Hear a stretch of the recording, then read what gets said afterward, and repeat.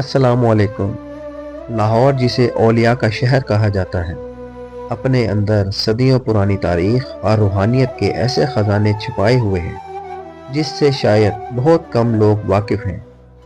آج ہم آپ کو لاہور کے قدیم ترین دروازے بھاٹی گیٹ کی ان تنگ لیکن پرسکون گلیوں میں لے کر چلیں گے، جہاں دو ایسی ہستیوں کے مزارات ہیں جن کا رشتہ اور وصال دونوں ہی عقیدت مندوں کے لیے مشعل راہ۔ یہ دربار عالیہ مامو بھانجا کے نام سے مشہور ہے، جہاں حضرت سید رحمان شاہ گیلانی اور ان کے بھانجے حضرت سید عثمان شاہ گیلانی محو استراحت ہیں۔ بھاٹی گیٹ کی پرپیچ گلیوں میں واقع یہ آستانہ اس وقت کا ہے جب لاہور میں اسلام کی روشنی ابھی پھیلنا شروع ہوئی تھی۔ تاریخ بتاتی ہے کہ ان بزرگوں کا وصال آج سے تقریباً 850 سال قبل یعنی 1188 میں ہوا۔ یہ وہ دور تھا جب سلطان شہاب الدین غوری کے حملوں کے بعد خطے میں صوفیاء کرام نے انسانیت اور محبت کا درس عام کرنا شروع کیا۔ ان دونوں ہستیوں کا تعلق سلسلہ قادریہ اور خانقاہ گیلانیہ سے ہے۔ سید رحمان شاہ گیلانی رشتے میں ماموں تھے اور سید عثمان شاہ گیلانی ان کے بھانجے۔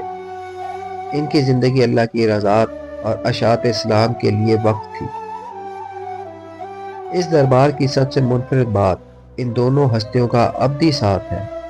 دونوں کی قبریں بالکل ساتھ ساتھ بنی ہوئی ہیں، جو ان کے درمیان موجود گہری محبت اور روحانی تعلق کا منہ بولتا ثبوت ہے۔ عوامی روایتوں میں یہ بات مشہور ہے کہ ماموں اور بھانجے نے مل کر اس علاقے میں لوگوں کی اخلاقی اور روحانی تربیت کی۔ ان کی دعاؤں کی برکت سے اجڑے ہوئے گھر آباد ہوئے اور بھٹکے ہوئے لوگوں کو راستہ ملا۔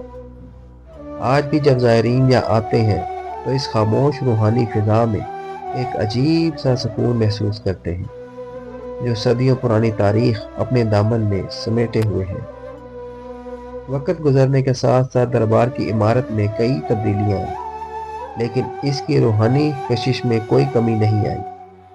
1188 سے لے کر آج تک یہاں روزانہ سینکڑوں عقیدت مند حاضری دیتے ہیں۔ لوگوں کا ماننا ہے کہ یہاں سچے دل سے مانگی گئی مرادیں پوری ہوتی ہیں۔ خصوصاً جمعرات کے روز یہاں خصوصی محفل کا انعقاد ہوتا ہے، جہاں لنگر تقسیم کیا جاتا ہے اور بزرگان دین کی شان میں نعتیں اور منقبت پیش کی جاتی ہیں۔